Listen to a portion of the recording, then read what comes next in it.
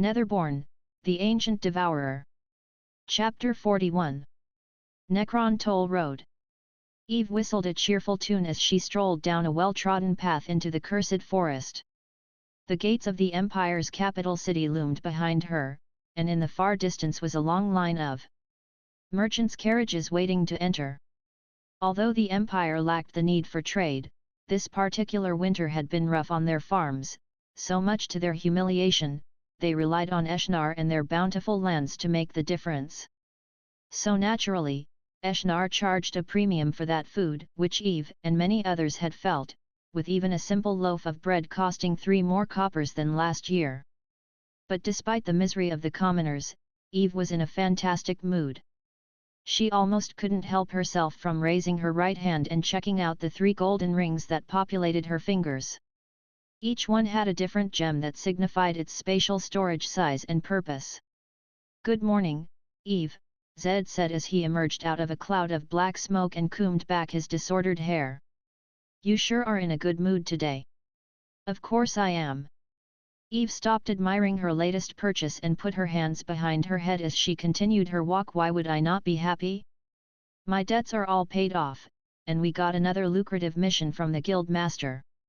Life has never been so good." "True. Shame Sam can't come with us today since his master called for him to deal with some situation in the mystical realm, but at least we can meet up with Rock again. Assuming he even remembers us, can never tell what that dumb golem is thinking." Zed fell in stride beside Eve and twirled a black dagger around his finger as he talked. "I see you got some new gear since we last met up." Eve nodded and hummed a pleasant tune. She wasn't in the mood for small talk today, especially with Zed. Although they were in the same party, he had a dark side that she didn't appreciate, making him a little awkward to be around. In the past, whenever they had planned to meet up somewhere, she always received the same story about how he was busy, yet the next day some noble was found assassinated. The first few times, Eve tossed it up to a coincidence since the Empire had some of the most ruthless politics on the continent where every noble house had to watch their backs, so a few deaths here and there were to be expected. But after years of the same pattern occurring, she had concluded that Zed had a partial role in some or even all of those murders, making him a dangerous person to hang around. But, alas, he was one of the best scouts in the Empire, and the guild had teamed them together long ago, and it had just stayed this way for many years. Zed knew her all too well and returned to the shadows. He was also a man of few words, so they both appreciated the mutual silence as it would be a long walk to the south. Although the air still had a slight chill, the harshest winter months had passed, and spring was now in full bloom. Another sign of winter ending was the return of the guild scum to the forest's bounds. As Eve and Zed fearlessly walked deeper into the cursed forest, many small groups of children and teens with wooden or bronze plates dangling from their necks via a coarse rope were busy picking various herbs for beginner guild quests. They curiously watched as the pair passed. Some whispered about them and their rank, others elected to judge silently. Eve had long gotten used to being treated like a walking celebrity, as she was one of the 100 or so adamantite delvers in the entire empire. Ignoring the low-ranked children, Eve continued deeper into the cursed forest. As the sparse trees got closer together and the thicket of the forest got denser, Eve began to pick up speed. Using combat or movement spells in or near the Empire was illegal, so Eve always put enough distance between herself and any witnesses before activating her various movement spells. Mana trickled down to her limbs to power her spells. Her muscles bulged slightly and glowed red as she upped her pace. Soon the trees whizzed by her, and the foliage was a mere blur beneath her feet. Every few hours, she would summon food or water from a storage ring with a green stone that kept organic material fresh, perfect for storing ready-made meals. Before she knew it, darkness blanketed the forest. The day shifted to night with the passing of hours. Usually traveling during the night was dangerous, but Eve had yet to run into a single monster. The cursed forest had remained as dead as last time. "Do you need to rest, Zed? I could go for another few hours." Eve said the first words in 12 hours to her traveling companion, and within a second, the rogue appeared beside her, casually running without any buffs yet matching her speed. No. But there is something bizarre up ahead. Around a mile in front of us is a dirt road. A dirt road? She asked with disbelief. She had never heard of anything other than untamed wilderness and monsters in the cursed forest. The idea of something man-made, like a dirt road, baffled her. You sure? And that's not all. I saw something even more ridiculous, Zed said mysteriously but refused to elaborate. Eve focused more power on her legs and ran even faster. As an adamantite delver, she had seen some of the craziest things this world had to offer, but Zed had definitely seen worse. Despite their long relationship, they had never joined a system party together and kept their level and class secret. She was obviously curious about Zed's true might, but she liked staying alive, and it seemed anyone who knew his secrets had never lived for very long. Soon enough, Eve saw the sight Zed had described. The dense forest had been cleaved through with a dirt road. It was nothing impressive, about wide enough to allow 2 large carriages to pass side by side, although it was slightly sloped with trenches along the sides for rainwater, which was a nice touch that was missing on a lot of the less used paths. Now, other than its unusual location, a dirt road in the middle of the forest wouldn't faze Eve or Zed, but a question immediately answered was how it got there. There was a horde of goblins at the end of the road. Some hacked away at the foliage in their path with cleavers and axes, while others smashed and compacted the dirt with large hammers. They were silent and efficient, working in perfect harmony as they constructed the dirt road toward the Empire, one step at a time. Eve and Zed emerged from the foliage and made themselves known with an awkward cough. The duo could slaughter these goblins in seconds, so they decided to confirm if they were working for the zombie merchants they had befriended down to the south first. A goblin wearing a makeshift robe of grass standing on a cart pulled by 2 undead horses noticed the 2 humans. Without delay, he hopped off his throne and strolled over to them. Howdy, humans. You must pay 1 bronze if you want to use Necron's new toll road. The goblin stood a meter away and held out his hand, palm up. Then, after a few seconds, he gestured with his bone fingers for them to pay up. Not going to use the road? That is fine, but travel should be far easier on a lovely flat surface like this instead of shoving through the forest like some barbarian. Don't you agree? Do you work for Toby or Andrew? Zed questioned as he dropped 2 copper coins into the goblin's waiting palm. The goblin pocketed the coins into a small leather pouch hanging from its ribs. Oh, you know His Excellency, Sir Andrew? Yes, we work under him. He is the Director of Finance and Development for Necron. Now you 2 seem rather capable. If you plan to go at full speed, please keep to the right side of the road. Have a pleasant and safe journey, and thanks for choosing to travel with Necron. Without another word, the goblin returned to his work, whatever that may be. Eve shrugged and walked past the goblins that were busy at work. For many miles ahead was a perfectly straight road. With this, we should be able to reach there by morning. Ready? Always, Zed said as he vanished, and Eve felt something speed past her. Bastard, she muttered as she willed her tiring muscles back into action. To her great surprise, the road was lit with the occasional glowing rock placed upon wooden poles that cast their soft blue hue for a few meters around them. They were the layman glowstone, producing far less light, but were also a lot cheaper. Another surprise was under each of these light posts was a waiting goblin kitted out in crude armor and holding a spear of wood with a sharpened metal tip. Nothing impressive, but for the average traveler, knowing the road was guarded made it even more valuable, even if the guards were undead. The skeleton goblins didn't even react as she sped past. Hours passed by as the sun crested the horizon once more. Then, as Eve devoured her breakfast, the road ended and entered a large clearing. She skidded to a halt and scrutinized the land. The cleared area was at least the size of a city. She saw goblins dragging wood or hauling chopped trees on carts and then trekking back toward the center where a wooden town stood. Eve watched the little worker goblins for a few seconds in silent amazement. The Empire and the human realm had long outlawed necromancy, but seeing how efficient they worked made her think about how humanity had missed out on an opportunity. She continued to follow the dirt path that led all the way to the town gate. Two zombie ogres wielding clubs stood like statues. As she approached, they crossed their clubs in an X shape. "State your name and business. Necron is not currently expecting guests. We come on official guild business from the Empire. The Merchants Guild has sent us to discuss a potential partnership." Eve's eyes wandered past the guards as she noticed a carriage that was partially obscured by a building. But the matte black material, lack of windows, and scarlet eye emblem were all she needed to know the occupant's identity. Zed appeared beside her, briefly startling the guards. "You noticed them?" Eve nodded.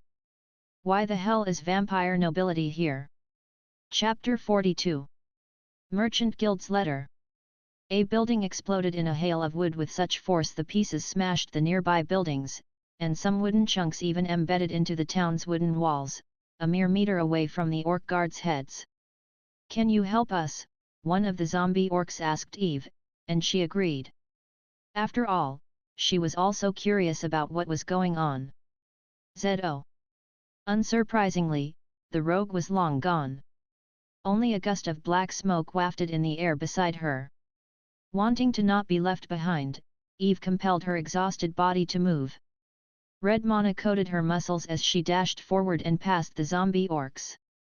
As she rounded the corner with a skid, she saw gems of various colors through a half-destroyed building's roof. Rock turned his titanic body, and Eve saw him rapidly rotate his torso and smash something she couldn't see. But whatever he hit seemed to fight back with immense force. Rock's entire 3-meter-tall body rocked backward, and he collapsed onto his back, destroying another building and shaking the ground. "Leave. You are not welcome here in Necron." Eve heard a familiar man shout across the ruined town. "The Master has permitted me to vanquish your kind from our lands." Andrew emerged from a wrecked building. It was the port-bellied merchant who had happily sold her an ice sculpture for a friendly price and promised another the next time she came. When Eve had last spoken with him, Andrew had seemed a jolly fellow overall, but he appeared royally pissed right now. His face was dark and his expression cold. Shadows danced around his body, and purple lightning crackled above his palms. According to Zed, she should not underestimate the zombie merchants, but she doubted they could stand up to vampires. Eve had only encountered a vampire once, and it had destroyed a small human town single-handedly. She was a platinum delver at the time, 2 ranks below her current, and it took her entire team to take the vampire down. Although they had many weaknesses, they were fast, strong, cunning, and wielded weird blood magic that was hard to predict. Andrew seemed unaware of the mighty foe he faced as he waltzed into the town square, palms facing the sky and lightning crackling between his fingertips. "Come, foul fiend, let us see who's the real king of the undead." Something moved so fast it was a mere blur, a flash of silver, and Andrew's head tumbled to the floor with a sickening thud. Eve tracked the blur and spotted a man appear in the shade of a still-standing wooden building with the sign Necron in. He was a man of tall stature with pale white skin, trimmed brown hair in a hideous bowl cut, and a rapier by his side. The vampire calmly switched his target and glared at Eve with scarlet eyes. Eve immediately dove into the sunlight. She had learned from her last encounter with this mystical race that they were very wary of sunlight. It didn't cause them any direct harm, but it weakened them considerably. She rolled, a flash of whistling silver passed by where her neck once was, and an irritated vampire appeared only a meter away from her in the shade of the half-destroyed building. "A worthy opponent," the vampire snarled in an indescribable accent. Before Eve could even react, the vampire vanished, and the tip of his rapier found itself between her eyes. However, to the vampire's surprise, she grinned and muttered, "Gotcha, as her bikini armor activated and an orange glow flashed and absorbed the hit. She didn't waste a second. She reached up and gripped the blade, and with burning red mana coating her grip, she snapped the rapier in 2. The vampire looked stunned for a second. Before he could finish, an arc of purple lightning narrowly missed Eve's head and smacked the vampire in the jaw. The vampire stumbled back with a feral scream and clawed at the charred flesh and exposed bone. "How are you alive?" the vampire snarled as it leaped back into the shadows like a startled cat. Once in the safety of darkness, Eve watched in wonder as the vampire's flesh knitted itself together, convulsed and rapidly healed back to normal. It was both disgusting and genuinely miraculous to watch. Eve compelled her exhausted body to move and backed away, never taking her eyes off the vampire. "Andrew," she half said over her shoulder, "what's going on?" Andrew stood beside her, his head under his arm like a ball. A tendril of shadow seemed to be running from his neck stump to his detached head that was dripping green gunk onto the floor. "No idea. These bastards showed up unannounced, and my master demanded I attempt diplomatic relations with them. I thought it might work out, they look human enough and could speak fine, it's just a shame, they only demanded from us, no offer of trade. They wanted everything here, including us, and also demanded human rations." Andrew then laughed manically as he walked toward the vampire. "Luckily, the master blessed me with overwhelming power on this fine day. He didn't even charge up his spell, and like a demigod, he hurled a bolt of purple lightning so powerful it blinded Eve. An eruption of noise and heat flooded the air, and as she blinked away the burning light, she witnessed a flaming crater where the vampire had once been. "Ah!" Andrew stared dumbly at the scene. "There goes the post office. What a shame. We had just got the bone network set up." He let out a tired sigh before he attempted to fuse his head back into place. Eve debated helping him, but it looked far too gruesome to get up close. "So, was that the only one?" she asked. "No, there was one or two more," he muttered as he looked in the direction he could hear fighting. He gestured with his now reattached head to follow him, and the two briskly walked to the other side of the square. Rock had recovered and was back on his hind legs, with a very battered vampire underfoot. Bob, the dwarf skeleton chef, sauntered toward the trapped vampire while juggling 3 knives. Without mercy, he accurately threw each one. 2 of them pinned the vampire's hands to the dirt, while the third dug into the vampire's skull, causing it to squeal. "Fry it," Bob said emotionlessly. Toby pointed his index finger at the knife embedded in the vampire's head and used it as a lightning conductor as he fired a purple lightning spell. The vampire released one final scream as his brain became boiling sludge. Andrew sheepishly turned to Eve and rubbed the back of his neck. "Haha, we should have done that much air cleaner. Less property damage." "What in the high hell was that, Andrew? I could feel the heat wave from here." Toby walked over with heavy steps. Eve hadn't felt it before, but Toby was genuinely intimidating. His grey eyes spoke of murder in cold blood, his arms were beefy, and his shoulders broad. A straw hat of poor quality sat happily on his head, obscuring his black hair. Toby walked past Andrew and knocked him on the way, causing Andrew to stagger back a step or two. Toby, man, it's not that bad. We can fix it, okay?" Toby poked his head around the corner of the half-destroyed building and whistled. "Well, there goes a week of work. Awesome. Great. Good stuff." The monstrous zombie, who matched even the ogres in size that stood dumbly on the side, came back and patted Andrew on the shoulder. "This is why I am head of security and you are the trading guy. You, my good man, have absolutely zero fighting sense." He pulled back his fist and struck Andrew in the face, sending him spiraling back and skidding a few meters in the dirt. "We work for a fucking eldritch creature, Andrew. I just shot lightning out of my hands like it was nothing. Do you understand? Do you?" Hey! Toby lumbered over and grabbed the fat zombie by the scruff of his shirt. No more mistakes. Understood? You are immortal. There is no need for you to blow up 3 entire buildings. All right? We are a team, you and me. Let's do our parts. He hauled the fat merchant up, plopped him on his feet, and slapped him twice. Now look lively. There's work for you to do. Zed popped into existence with a third vampire dead in his hand with a black dagger wedged in its skull. He casually dumped it on the floor. 1 escaped. 3 in total, including human slaves in the carriage. Likely used as a portable food supply. He looked to Eve. I will head back and report vampire activity to the guild immediately. For vampires of this caliber to be this far north is highly unusual. You stay here and complete our original mission. Eve hated being bossed around, but she had to admit Zed could move disturbingly fast. In fact, she bet he could reach the guild by tonight. All right. Take care. She didn't even get to wave him off as he vanished, taking the vampire corpses with him.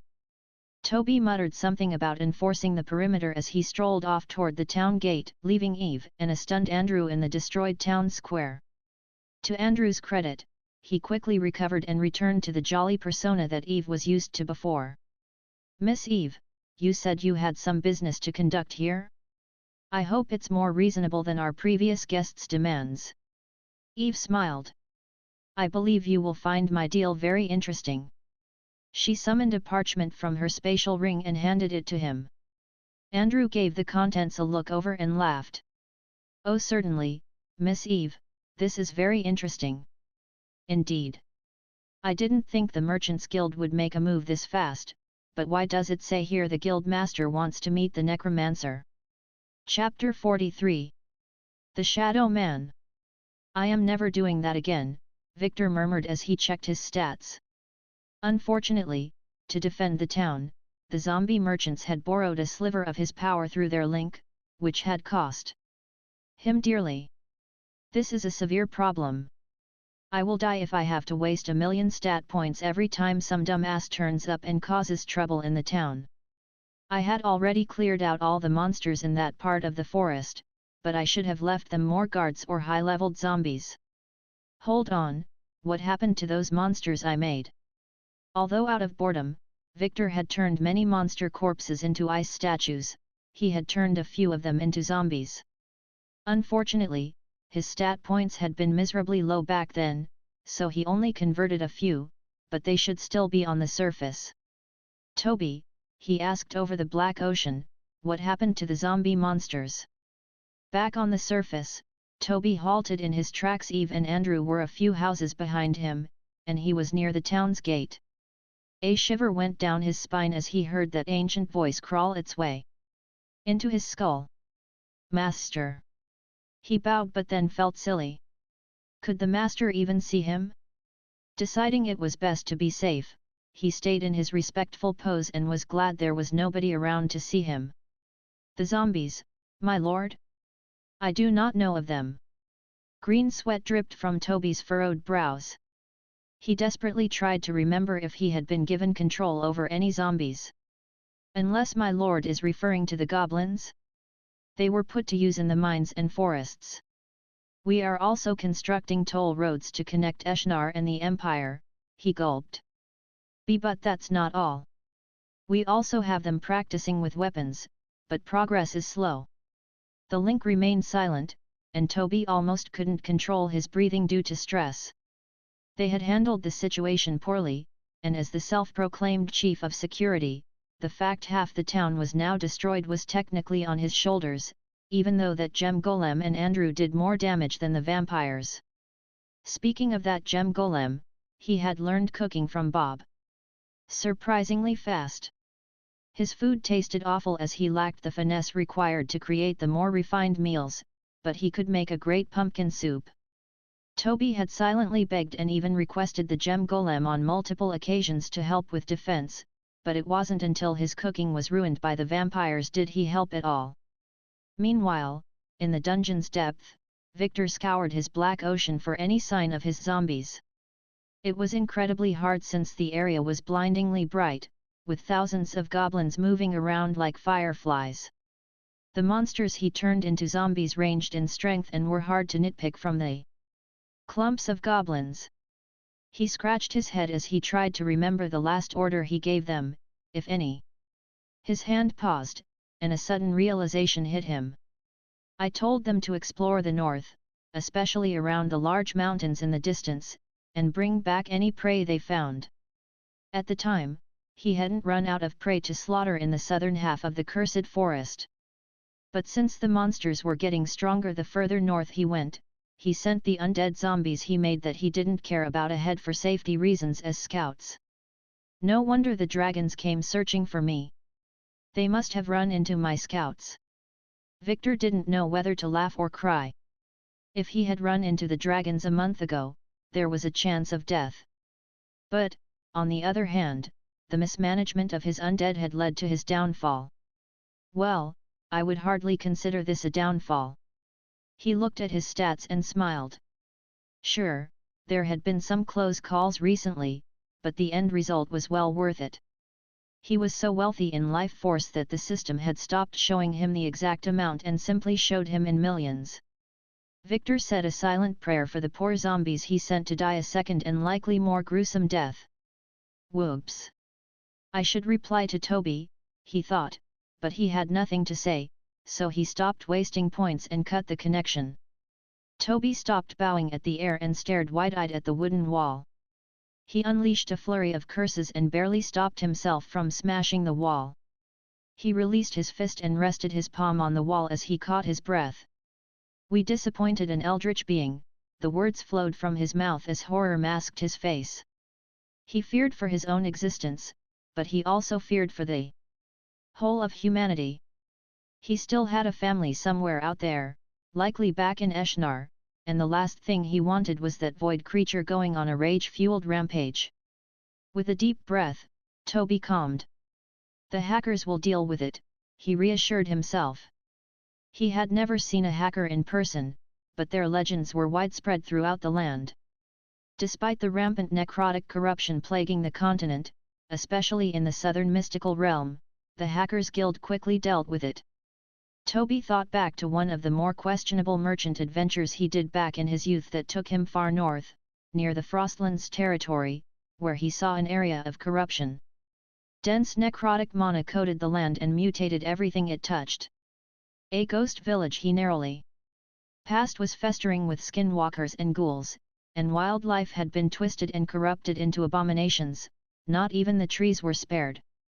Yet after reporting the issue to the guild, on his return trip a mere week later, the area was completely cleared with no sign of the village or corrupted mana. "Wait, aren't I a corrupted now?" Toby looked down at himself. Besides the green gunk dyeing his tattered clothes and the hole in his chest, he didn't feel corrupted. He shuddered. Would he survive if a hacker saw him right now? Who knew unlife could be more terrifying than when I was alive? He shook his head and wandered down the dirt road out of the town. He needed to clear his head. With the connection cut, Victor surveyed the endless Arctic landscape while debating his next move. Luckily this floor and the next 10 should be nothing but freezing wastelands. He could unconsciously hover along at insane speeds and was unbothered by the freezing winds or lack of warm food. Genus was worse for wear, but unsurprisingly, a dragon's body could deal with a lot. Alice also seemed unfazed, her new mana body proving perfect for coping with harsh conditions. "Do you need to drink, eat, or even sleep anymore?" Victor questioned the girl as she sat on the floating platform with her legs dangling off the side as she watched the world go by with a distant expression. "Hey? Me?" Alice looked around and pinpointed his location, despite his stealth. "No, I don't, but I can still do them all if I wish. I imagine staying up for days after being used to sleeping every night will drive me mad. Especially since it will be months before we reach the last floor. Might as well sleep away. Actually, I am going to go do that now." With a yawn, she pushed herself up and floated over to the tiny house. Before entering, she shouted, "Wake me if you need anything. Anything at all." Then with a laugh, she closed the door. Genus briefly opened his eye and saw the dragon corpse. Victor had left for him, but he also fell asleep.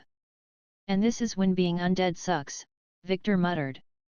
"Everyone can pass the time with sleep, and I'm left alone with nothing to do." But, of course, he couldn't sleep even if he wanted to, a true curse, especially after living a life as a human. That reminds me. I still need to go and see what the world has to offer. Since I still have no idea about this world's technology level. Only seen goblin settlements so far and a dragon prison.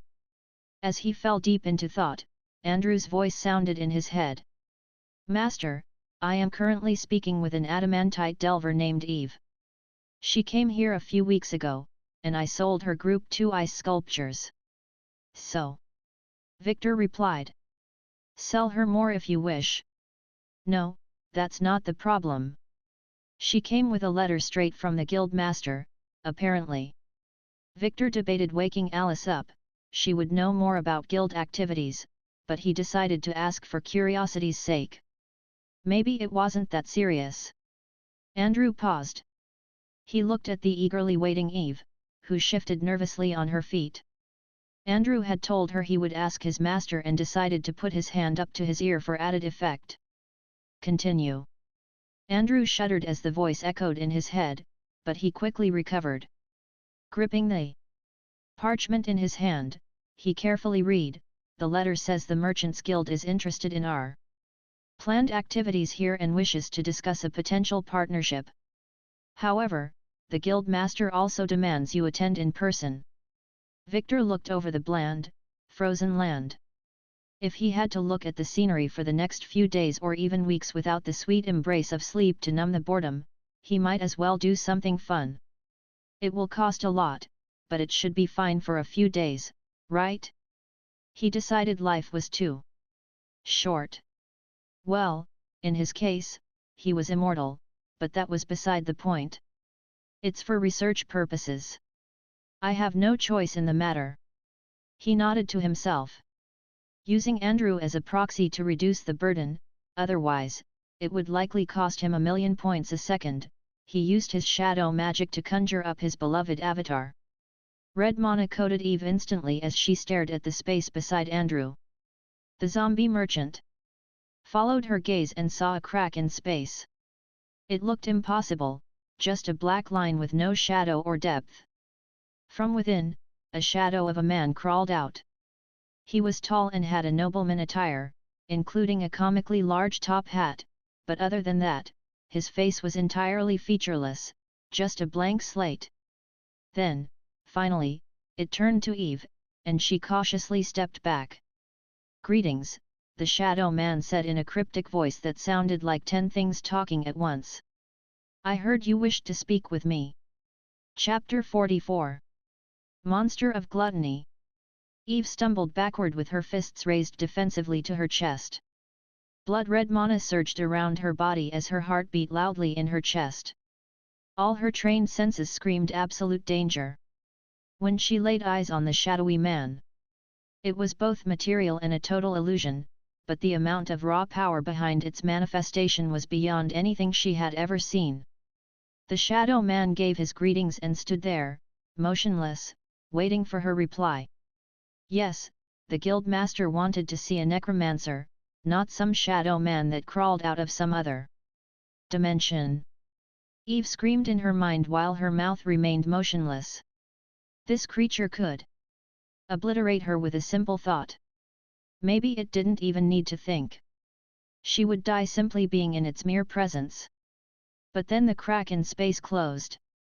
The man remained, but the intense pressure that weighed on her like a god's wrathful gaze disappeared. She gasped as she let out a breath she didn't know she had been holding. Only with the immediate threat gone did she take a moment to realize how pathetic her state had become. Eve went to speak, but her mouth felt dry, and the words died in her throat. "Lady," the thing spoke, and its voice rippled through the air. The noise was artificial and terrifying, like a chorus of the dead uttering straight into her mind. My time is short. I was told by my subordinate here, the shadow man gestured to Andrew, and the pot-bellied fellow froze, that your guild master wishes to speak with me? Lead the way. Eve had no idea of what to do. On the one hand, she had a contractual obligation to lead the shadow man to the guild master, but she was also terrified. What if I bring the thing past the city's defenses just for that pressure to return and for the real creature to emerge from that crack in reality? What if I went down in history as the foolish delver that brought an end to humanity? She thought as she debated her options. Finally gathering the courage, she stopped trembling, and she bowed slightly. She realized what she had done as she was midway through the action. It felt so natural, as if she was paying respects to a higher being. Then, quickly raising her head, Eve decided to ask the one burning question in her mind. What are you? Are you even real? The shadowy man stared at her with its featureless face. With every second, Eve felt closer to death than she had ever felt before. Eventually, the shadow man raised his hand to his chin and stroked it. While looking around. Real? It asked. Suddenly the shadowy man multiplied 100-fold and surrounded her.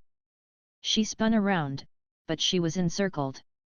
The shadow men all spoke in unison, grating on her brain. What even is reality? They all took off their top hats, held them in their hands and then made them vanish, only for them to reappear on their heads. Reality is what you make of it. It's all about perspective. Eve heard one of the voices right next to her ear and suppressed a scream. One of the shadow men, likely the original, had broken formation and was only a few centimeters away from her. Two blue eyes formed on its blank face but were slightly curved upward like teardrops. I have seen things you can only imagine. You may consider me an illusion, but this world is entirely fake to me. Merely a playground for self-proclaimed gods.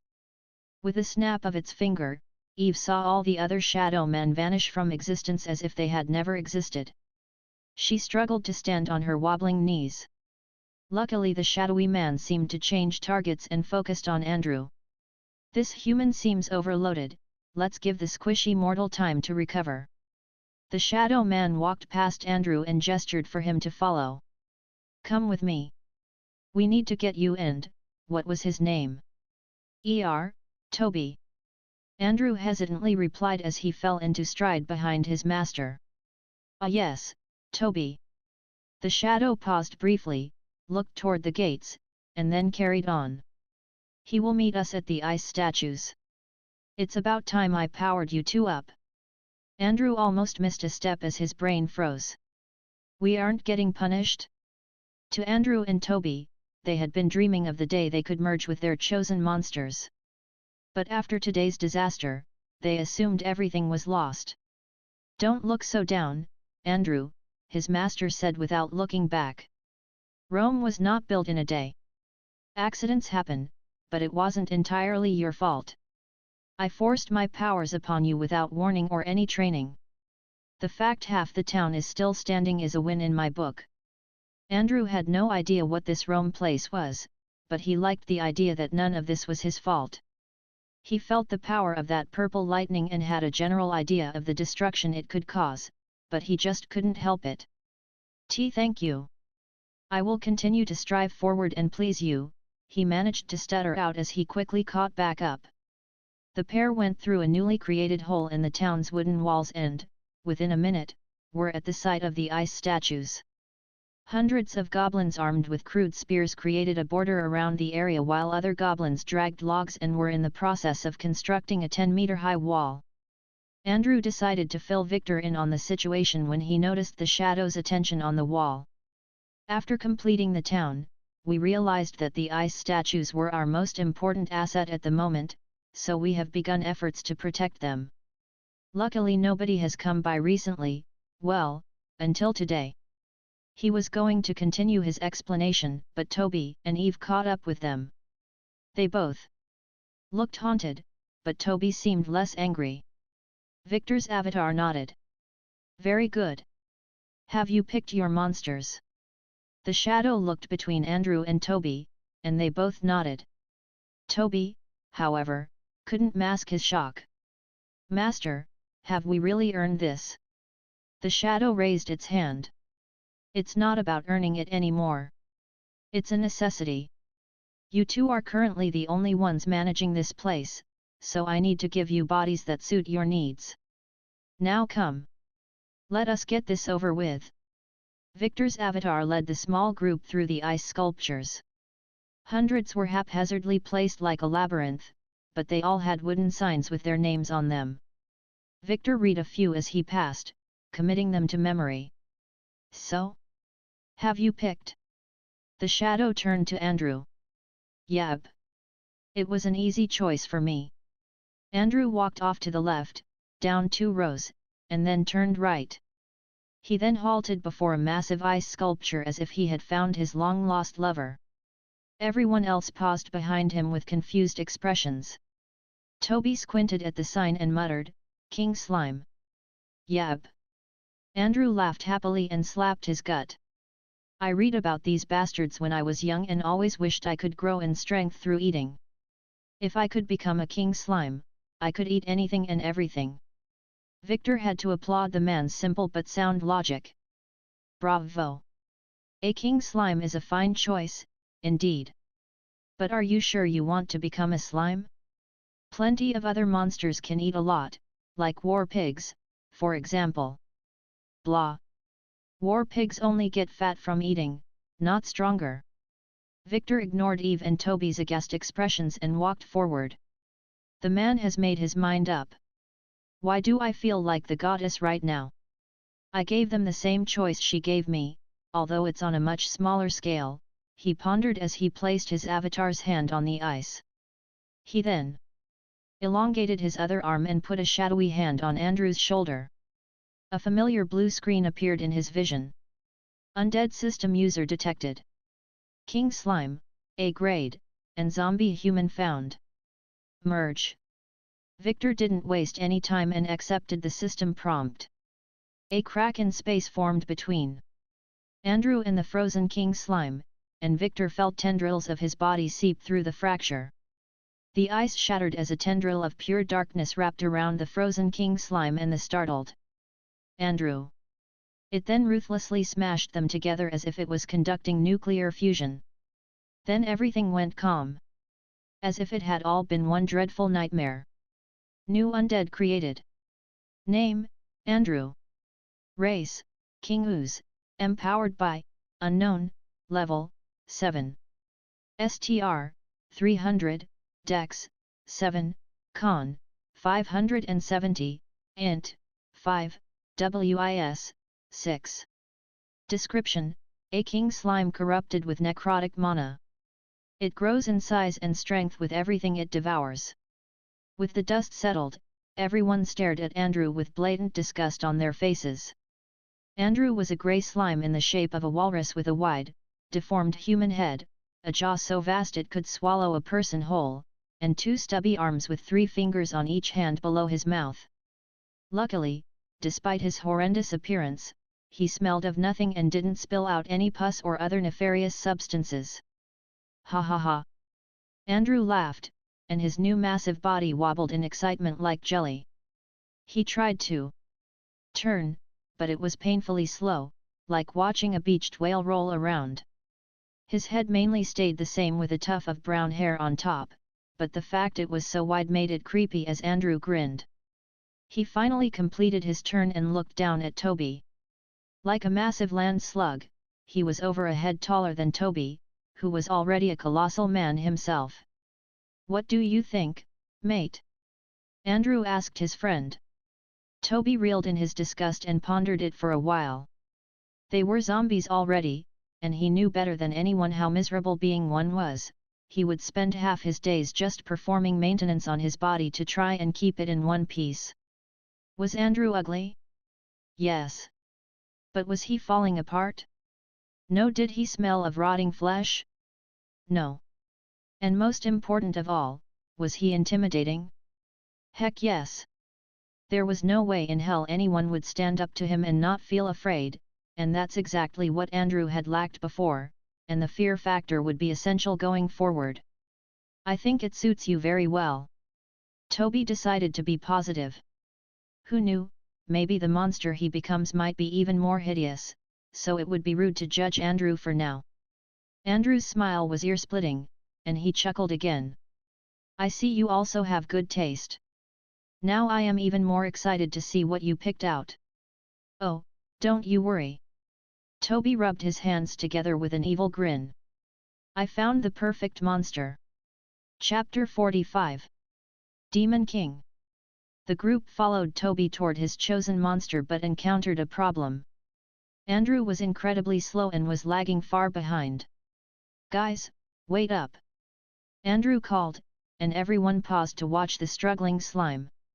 Andrew honestly reminded Victor of Jabba the Hutt with his body proportions, but if Jabba was a necrotic jelly.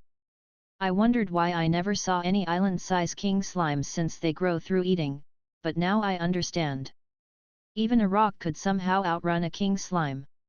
As Andrew lurched forward, his underbelly sucked in loose foliage like fallen leaves, and Victor could see the juices that made up his body digesting them. Victor thought for a while and decided Andrew would need help moving around. I could waste more points on reviving some of these ice statues, but the cost is far too high to justify it. Maybe the goblins could help?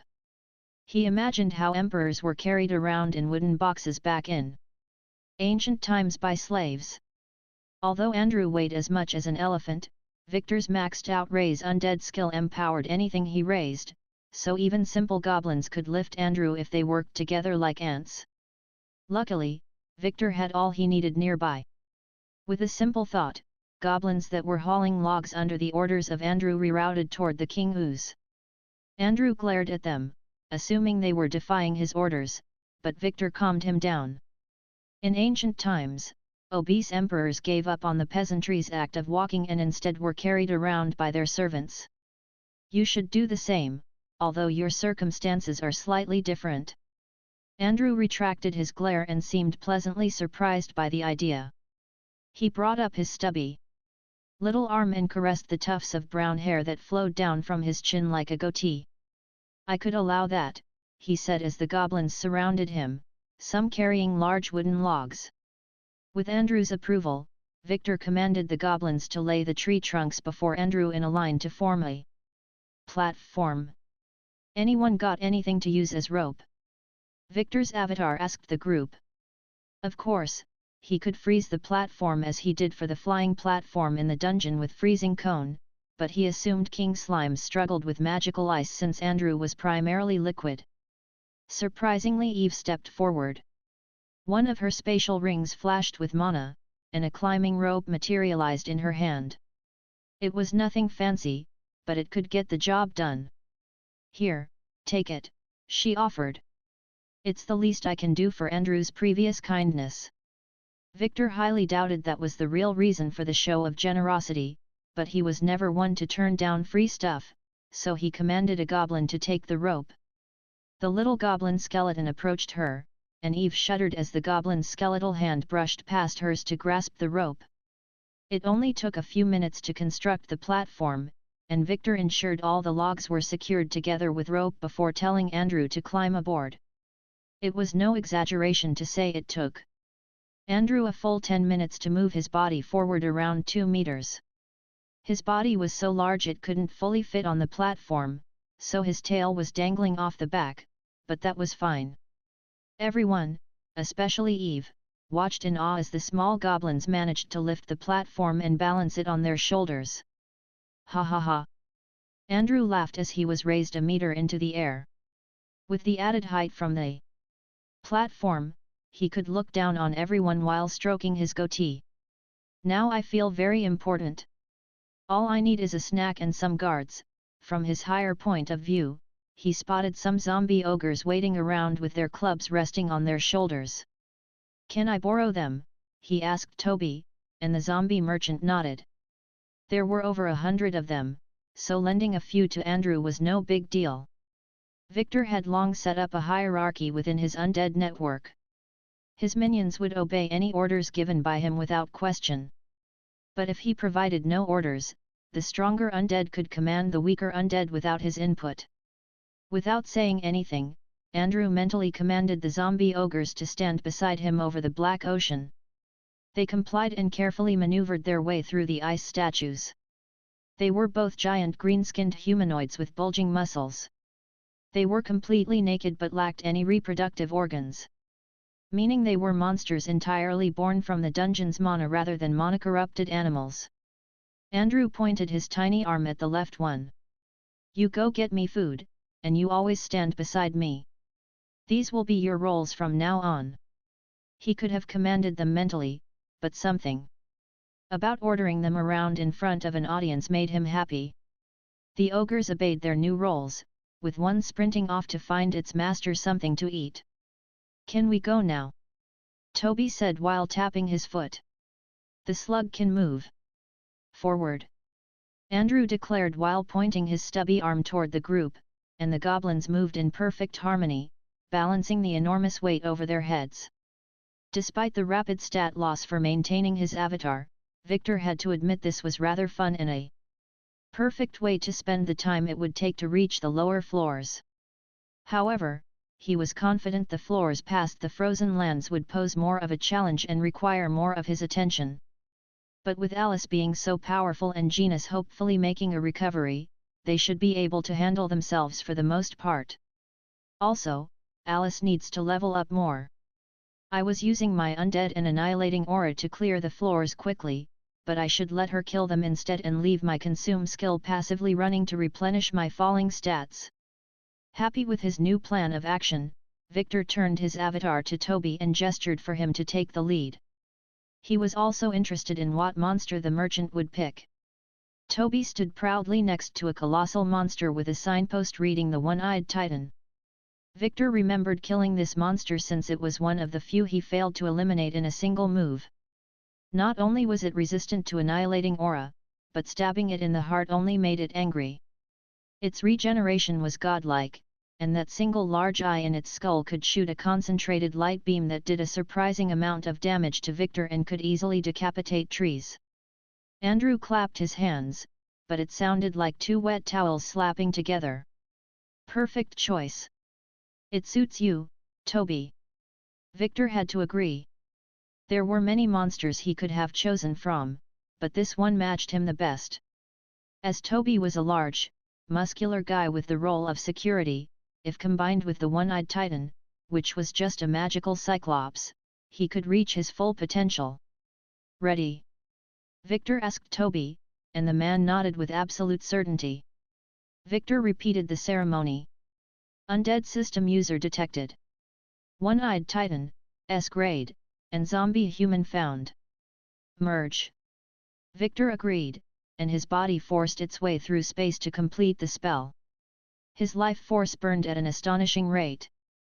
The process didn't finish until 10 million stat points had evaporated. Is the difference between an A rank and an S grade monster that much? He contemplated. King Slimes were A grade monsters, and merging Andrew had cost him 5 million, but for Toby, the cost had doubled to 10. Hopefully, it's worth it. He could have saved the points by doing this later, but he wasn't too worried. Even after this, he still had around 50 million left and would gain more as he descended the floors. Victor's main body's tendrils smashed the two together in an explosion of mana, and a new monster was born. New undead created. Name, Toby. Race, One-Eyed Demon King, empowered by, unknown, level, 30. STR, 706, Dex, 276, Con, 847, Int, 500, WIS, 320. Description: an already talented and powerful zombie was merged with a royal-blooded One-Eyed Titan, creating a one-of-a-kind existence of pure destruction. Everyone saw a silhouette of a kneeling humanoid through a cloud of dust. With a waft of its hand, the creature dispersed the dust and stood tall. "Oh, my!" Toby paused his speech. His voice had become incredibly deep and held a similar weight to Victor's, although a lot less. He stood at around Andrew's height when Andrew was resting on his platform, roughly 4 meters. His skin was a pale grey, and his nails had extended into black claws. The single curved horn on his forehead was black and contrasted with his single glowing golden eye. Victor gave Toby's stats a once-over in shock and then appraised his new subordinate. I would pay double the price for this. A royal bloodline? I guess if dragons can have royal blood, why can't monsters? Victor now felt the surface was in safe hands. With Andrew and especially Toby around, he doubted any wandering threats from the mystical realm could destroy his town again. But Victor was on a timer, so his avatar spoke to Eve. Shall we go to the Empire now? Eve shook her head. You will come, but those things. She pointed at Andrew and then hesitantly at Toby. They stay here. She crossed her arms and stood her ground. Chapter 46. Rise of Necron. You three are far too dangerous to let into the heart of our city. Eve's argument was reasonable. Victor had never laid eyes on the Empire's capital city, but he doubted the inside defenses could handle them without some loss of civilian life. He was somewhat limited in what he could accomplish if he wished to keep his stat point expenditure down, but Toby could wreak complete havoc on the scale of a senior dragon. Toby approached Eve and loomed over her. She strained her neck to look at his face as he cast a shadow over her. Is this your personal decision? Or by the will of the guild? He leaned in closer and snarled, because we all know how defying the guilds goes. He brought up his clawed finger and tugged gently on the chain from which Eve's adamantite plate hung. Defy orders and lose everything. Eve stepped back, clearly distraught, and didn't know what to do. She brought out the parchment from her spatial ring one more time and gave it a once-over. The guild told me to bring the necromancer to the capital, and technically none of you are the necromancer, she declared as the parchment vanished again. Victor's avatar pointed at himself, but Eve shook her head. That is an illusion, a spell. Not the real you. Which raises some issues. What kind of issues? Victor asked, with his artificial voice that sounded like a chorus of many slightly different sounding people. Eve let out a deep sigh. Many, too many to count. The guild has no idea what they are asking for, and if I honored their request, it would go against almost every law of the Empire and infuriate the Hackers Guild. She raised her finger. Which is exactly the last thing anyone in the Empire wants, not even the Emperor can fully control them. Look, she said after catching her breath, even if I brought any of you to the capital's gates and shouted to the clouds above that this was on the guild orders, they would not listen, and we would be blasted to the land of the dead. Well, I guess you guys might survive, but I certainly won't. Although logical, this threw a wrench into Victor's plans. He wanted to venture to the capital and explore what this world's humanity had to offer, but alas, Eve's words shot down his dreams. But there was one thing bugging Victor. Why was Eve so casual with them? Sure, she was strong, at least by human standards, but she stood against at least 2 S-level threats and engaged in casual conversation. So Victor communicated his question to Andrew and had him ask. Eve. Andrew looked down at the bikini warrior. Toby and I were once humans and worked for the Merchants Guild. Although I have never met an adamantite delver or spoken to one, I have to ask. Why you act so casually around us? The warrior let out a weary laugh. Well, I might be able to outrun you after your evolution? Change. She waved it off. Anyway, I have absolute confidence in my ability to get away if needed, and I feel having a civil conversation with the undead of this forest will lead me to many great things. What kind of great things? Toby cynically asked. We already sold you 2 ice statues at a great price. Eve waved her hands across her chest. No, by great things, I mean improving my reputation and guild credits. Because this area has gained a lot of interest from the higher UPS, you guys should know as former merchants. What was always the worst part of your job? Andrew spoke up. By far, the travel time. Oh, I see. We were constructing a toll road for that very purpose. But Eve, do they know about our toll road? No, but, the toll road is great and all. However, we can build one ourselves, you know? Now that the monsters are gone. Eve smiled at Andrew, whose hand had paused mid-stroke of his goatee. After my group returned, we reported a lack of monsters in the forest. The guild immediately sent official investigators to verify our claims. You should have seen the shock on the guild master's face. When investigators reported that there was not a single monster for miles in the forest, but there was a problem. Eve gestured around. You and all this. Your town, Necron, is slap bang in the middle of Eshnar and the Empire. But that's not the only issue. If not for Sam, a member of my team, pleading with his master not to eradicate you, none of this would still be here. She dropped her arms. It's been a stressful few weeks. Well, thank your friend for us, Andrew said from his platform. And you raise some very valid points for concern. The monsters that previously made this land inaccessible to most people are now gone.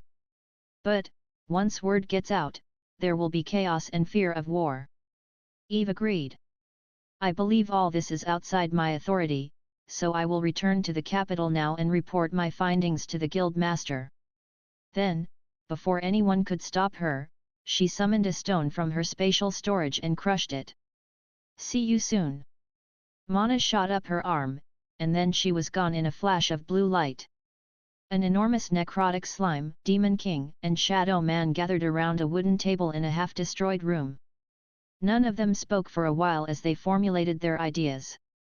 Victor wanted to hear their thoughts on the matter, but he had some of his own. Before you two say anything, here is my proposal. The southern area, and eventually the entire cursed forest, will become our land, and I will rule over it with an iron fist. Thoughts? Toby glared at the table with his one golden eye. He seemed deep in thought. It all depends on you, Master, he eventually said in his deep voice. And by that, I mean on your power.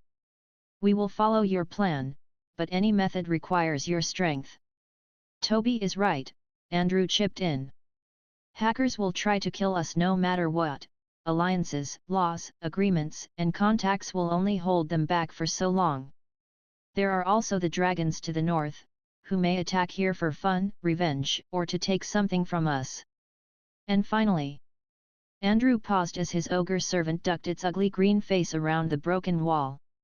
Then, after getting a nod from Andrew, it dragged a decapitated deer corpse into the room and dumped it before him. Then, in a shocking show of strength, Andrew leaned forward, grabbed the deer's leg with his stubby arm, and tossed it into his enormous mouth.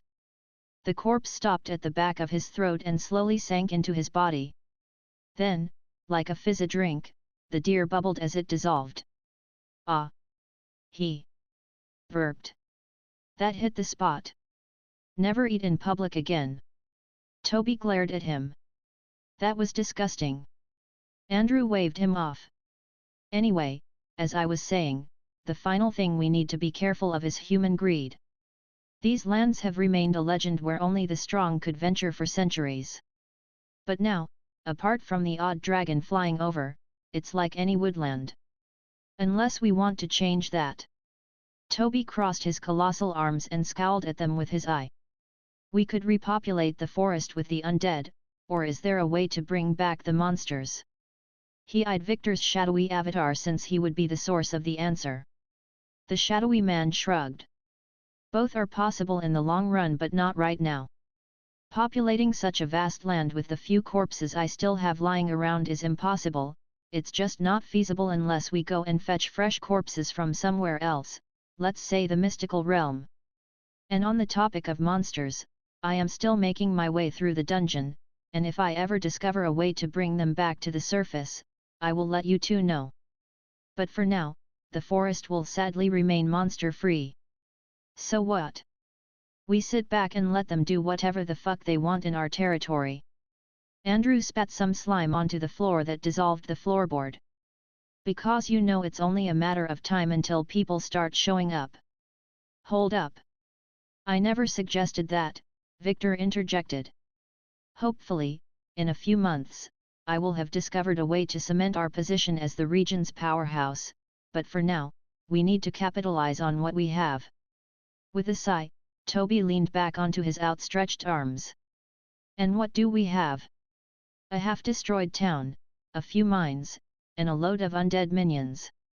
Don't forget the road, Andrew added with some hope returning to his eyes. It's almost complete. Although the humans could build their own road or take ours. Victor's avatar laughed. Remember, I said I didn't have enough monster corpses to cover the entire cursed forest in undead. But to protect a road and destroy other attempts at building one? Not a problem. But we have some time until the road is complete and humans start being a nuisance, so let's focus on getting this town up and running. Victor hated the idea of spending more life force on raising hundreds of undead, but the road needed to be protected. At all costs. Time for Necron to take the first step of asserting its dominance on the world stage, he thought as he left for the ice sculptures a final time. Things were about to get busy around here. Chapter 47. Lost Pirate. Tension in the Empire's capital was running high. Gary, an ex-pirate turned mediocre merchant, could tell that much. There was a lockdown on the shocking information. But those in the know-how were itching to get out there and profit. The monsters were gone, and nobody knew why. Gary stroked his straggly beard as he walked down the sidewalk of the capital's famous shopping street. His funds, a few coppers, jingled in his pockets as he window shopped for travel supplies. The smell of succulent meat wafted past his ruddy nose, but he ignored it as he needed to purchase the bad stuff. Spotting an alleyway he knew across the street, he prepared to cross the grey cobbled road. Gary tapped his foot as he impatiently waited for a gap in the traffic on the surprisingly clean beige sidewalk. Wooden carts of diverse sizes pulled by horses rolled by, loaded with various produce en route to the market square. Gary's stomach rumbled, and he cursed the day he ditched the sea for a life on land. As Gary thought there was an opening in traffic and stepped forward, a Magi-Tech car sped past him, almost smashing his outstretched leg. "Fucking nobles," he hollered as he retracted his leg and tried to calm down. Eshnar, his home city, was corrupt, but the Empire was in a different league. Nobles could do anything they wished, and the only ones they had to fear were themselves. Gary put his grubby hands deep in his overcoat's pockets and fumbled with the few coppers he had left. "Darn, food prices pullin' me leg," he muttered under his breath as he felt his stomach rumble again. Then there was a break in traffic, and Gary quickly made his way across the street alongside a few other residents. Some wore suits of high quality, while others wore more casual clothes. He didn't pay the well-off citizens of the Empire any of his attention and trudged down the alley. After window browsing for a bit, he discovered a store with dried meats hanging in the glass window on metal skewers. He pushed open the door with a ding and walked inside. "I need 2 weeks of travel rations," he declared as he eyed the butcher lazily waiting behind the countertop. The burly butcher raised a brow at the scruffy man that walked into his shop. "2 weeks? Where the hell are you going that only takes 2 weeks?" Gary waved him off. "Don't cha worry about it, lad. Here." He dumped all the coins he had and waited expectantly. The butcher peered at his meager offering and sneered, "Old man, that will buy you a week at most if you only eat 1 meal a day." "Whatcha say?" Gary couldn't believe it. "Last time I came here, it was only a copper a jerky." The butcher shrugged. "Food shortage has gotten really bad, and the nobles are hoarding food. It's 3 copper a jerky now. Take it or leave it, this store ain't a charity for the homeless." Gary ignored the rude remark and grumbled for a while as he tried to find a way to survive in his head. He had enough copper for a week of food, including today. But it wasn't even good food. It was borderline rotting meat that he had dried out. His stomach gurgled a third time, and he couldn't take it anymore. Fine. I will buy it, you bastard. With a grin, the butcher grabbed and pocketed the coins before dumping a skewer with 7 jerkies into a bag. He then removed the skewer and chucked it into a metal sink filled with other skewers. There you go. The butcher handed the bag to Gary's waiting hands. Now off with ye. You are stinking out the place with your filth. Gary ignored the man and chewed ravenously on a jerky as he vacated the shop with a bell ding. He was exhausted, but his supply didn't allow dallying in one place too long. He needed to leave tonight. Gary passed by many weary travelers as he left the city gates. The hustle and bustle always made leaving the city a drag, and the need to show paperwork to the guards made the whole process a dreadful experience all around. But as the setting sun bathed the world in a warm orange glow, Gary was finally on the dirt path and out of the city. After arriving at the Empire from Eshnar, he sold his donkey and cart alongside everything he owned. Now all he had was a small wooden cart he could drag behind him, a backpack of questionable quality, the clothes he wore and the ones in his cart, and finally, 6 pieces of dried meat. Gary may be uneducated and spent a life at sea, but he was no fool, and he knew this trip may be his last. The sun dipped, and night's cold bite clawed at his exposed skin. He had no money for food, let alone torches. As he walked, time passed slowly as the moon climbed high in the sky. Luckily, due to his rough life at sea, Gary had invested a lot of points in his con stat so he could walk further than most peasants. But the race against his empty stomach and old bones worried him. After a few hours, the well-trodden dirt road disappeared, and Gary found himself surrounded by trees. Did I make a wrong turn? He wondered as he looked around. Then in the distance, he heard the sound of shovels. Totally lost, Gary decided to get a little closer.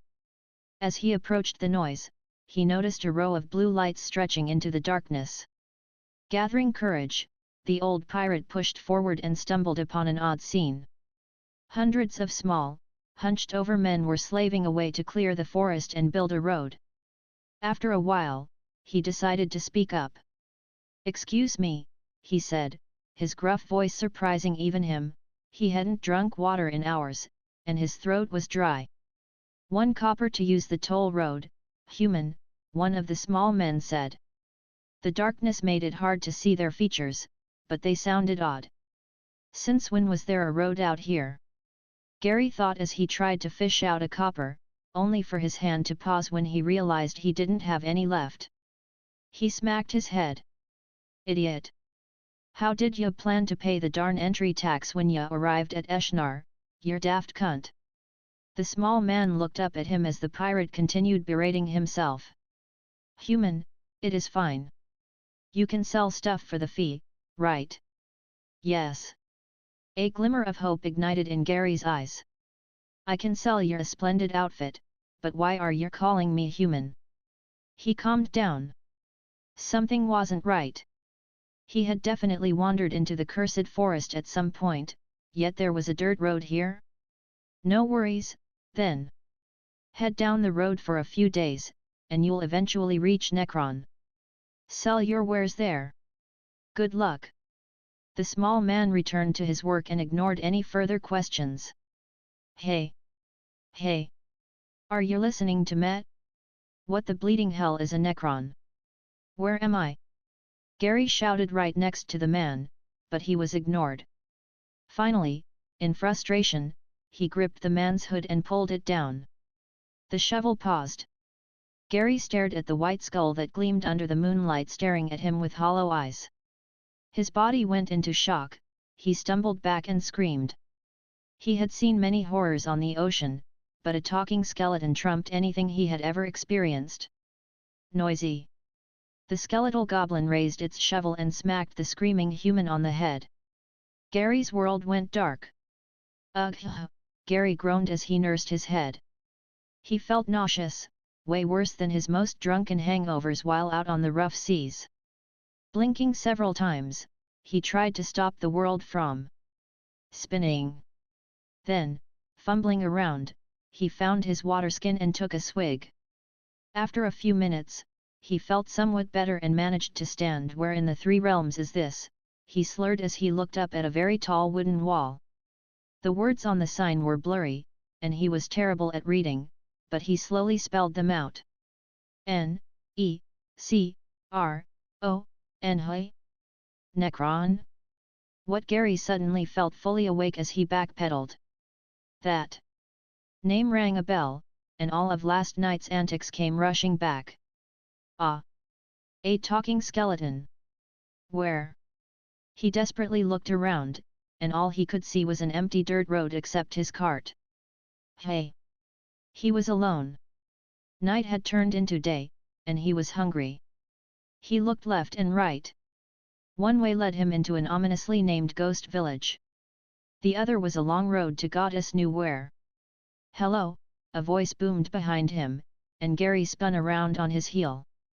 A green giant emerged from behind the town's high wooden wall. Its face was ugly, covered in rotting warts, and it had a wooden club on its shoulder. Welcome to Necron. Enjoy your stay, the giant monster said joyfully as it took up its post at the gate. Gary reached for his trusty dagger but paused as he remembered he had sold it for a loaf of bread 3 days ago. He had no idea what he was supposed to do. So he just stood there for a while, having a staring contest with the ogre. Eventually, a wonderful smell wafted through the gate. Gary peered past the monster and saw a wooden building.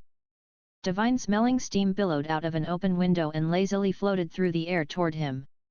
His stomach furiously growled at him, and he clutched it in pain. Gary spent a while longer debating his options, but eventually, his hunger and desire to sleep won out. With a sigh, he walked back, hauled his cart behind him, and entered Necron village under the watchful gaze of a towering giant monster.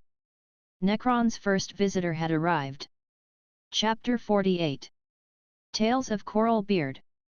Weeks passed, and progress in rebuilding the town had been slow, but Andrew, alongside his goblins, repaired everything destroyed in the fight and added some things.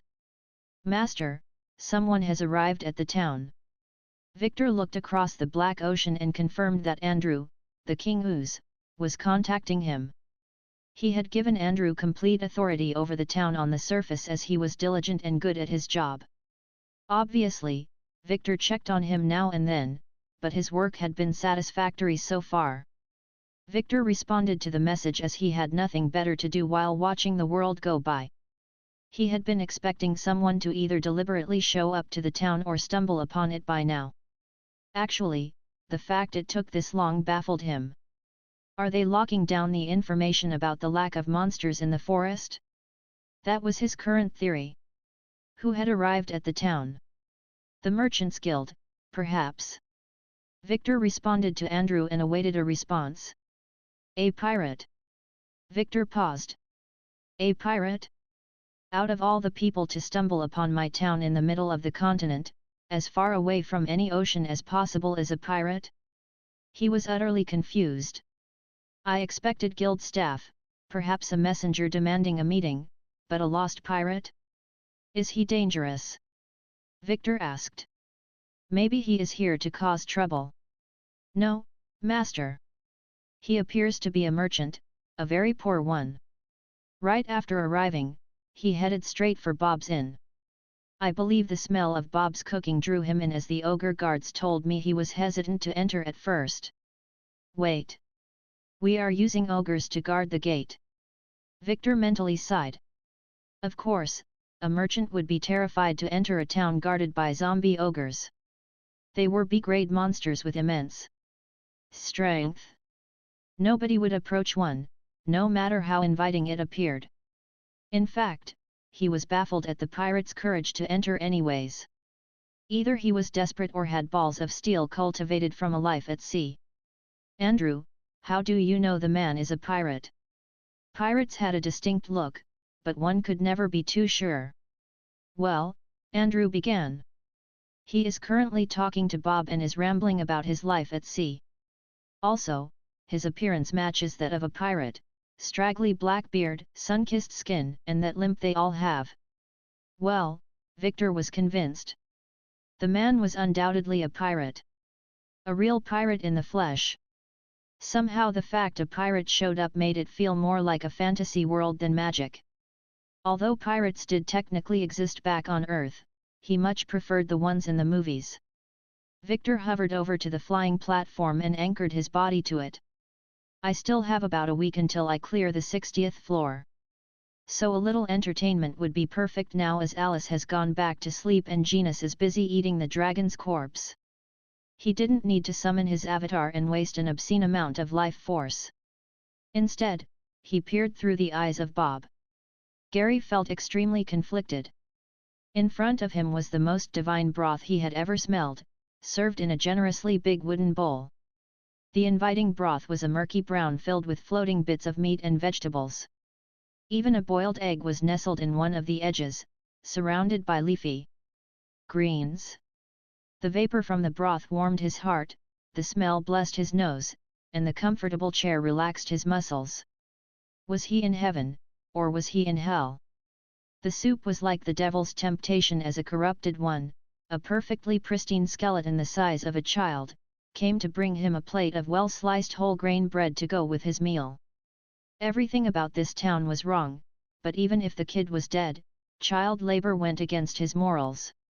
"Hey, kid, how old be yet?" Gary asked as politely as possible. The skeleton carried a knife in his other hand for whatever reason. "Kid? My name is Bob," Bob said in a voice so deep and gruff, Gary thought a grandpa dwarf was hiding under the table, and this was all an elaborate prank. Luckily he hadn't had any soup in his mouth. Otherwise, he would have spat it out in shock. "Whoa there! That yet, matey? Quite the voice yet ave." Gary quickly apologized to the skeleton. "Another blabberin' skeleton, I eared all me life they be mindless creatures that they seek only the destruction o' humanity, yet ere be one blabberin' to me and givin' me some jolly grub."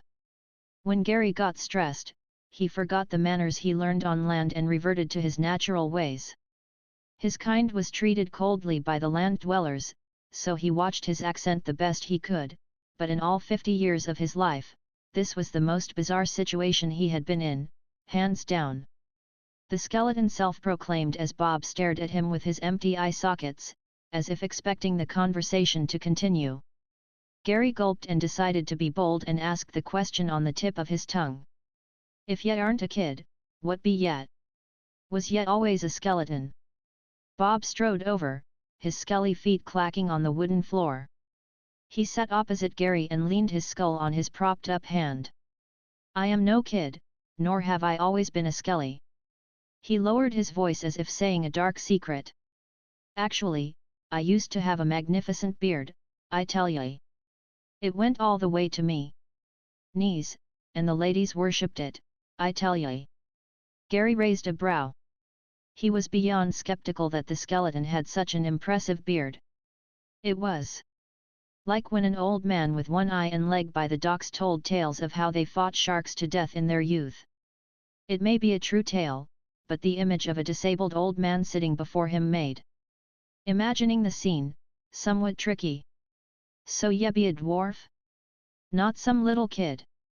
Bob nodded sadly and then stared at the bowl of soup. "My sisters loved my cooking. Shame I can never taste again." Gary felt awful. He was a man with a hearty appetite for good food. He tried to think of something to offer the skeleton. He was no pirate king with a vast wealth stored away on a desert island, nor did he have magic to fix the skeleton, but he did have one idea. "Say, Bob, do ye know o' coral reefs?" Bob groaned in response. He'd given up on holding his head up. And now his face was mashed against the surface of the wooden table. Gary took Bob's groan as a no, so he continued. "Well, I met this here fascinatin' dentist on the high seas one rough winter. The crew's teeth 'ad fallen out because the grub been too hard." He watched Bob slowly raise his head, clearly more interested in the conversation. "You see, this here dentist said the coral reefs below the sea were made from the same thin our teeth were. So he retrieved some and made teeth from them. Gary chuckled at the memory and ignored his raging stomach. We all had jolly colored teeth for months. Became a fashion trend amongst us, and when we landed on shore, we got called the Coral Gentlemen o' Fortune. It got so bad, our captain 'ad a beard o' the stuff. Despite the lack of eyes, Gary saw a flame of hope ignite. Gary decided to finish his tale with the funniest part of all. They started callin' I'm Coral Beard. Bob slammed the table and said in his gruff voice, "Where is this coral you speak of?" Gary grinned, showing his colorful teeth hidden by his scruffy beard. "Go to the shore, lad. The sea calls your name." Bob ran his fingers along his chin as he fell into contemplation. "My beard, I can get an even better one. A beard of coral, even grander than your captain's." Gary closed his eyes and nodded sagely. "Aye. Jolly luck to ya, and thank ya lad for listenin' to this here old man's tale." Hearing no response, he opened his eye and saw the opposite seat vacated, as if the skeleton was never there, only the still warm broth and plate of bread evidence of his presence. Gary shrugged, glanced around the dead silent inn, and decided to finally tuck into his meal. But right as the spoon entered his mouth, he wondered, how can I pay for this here if the cook be gone?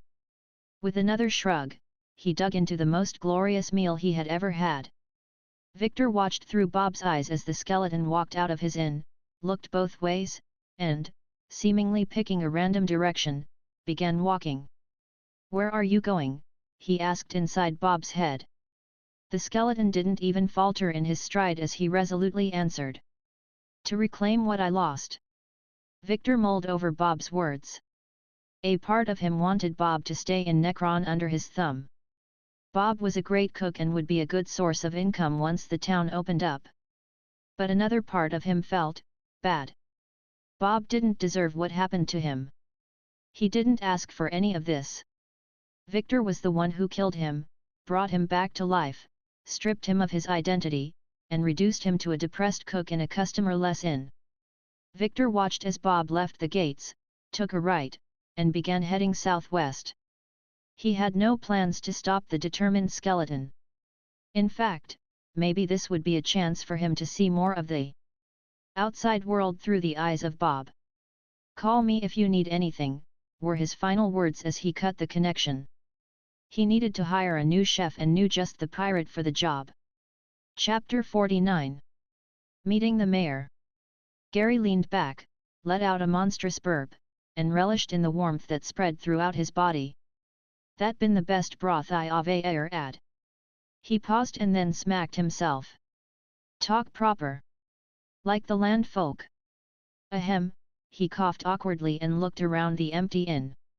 It was rather large but lacked that dirt and grime needed to give a tavern that certain feel.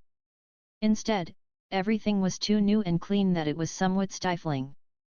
"Well, that will soon change. Once the people learn about this soup, they will come running from across the continent." He nodded to himself as he reverted back to the proper accent. None of that pirate jargon he was so used to spouting on the high seas. After another burp, he wiped his mouth with his sleeve and stood up. "Now what?"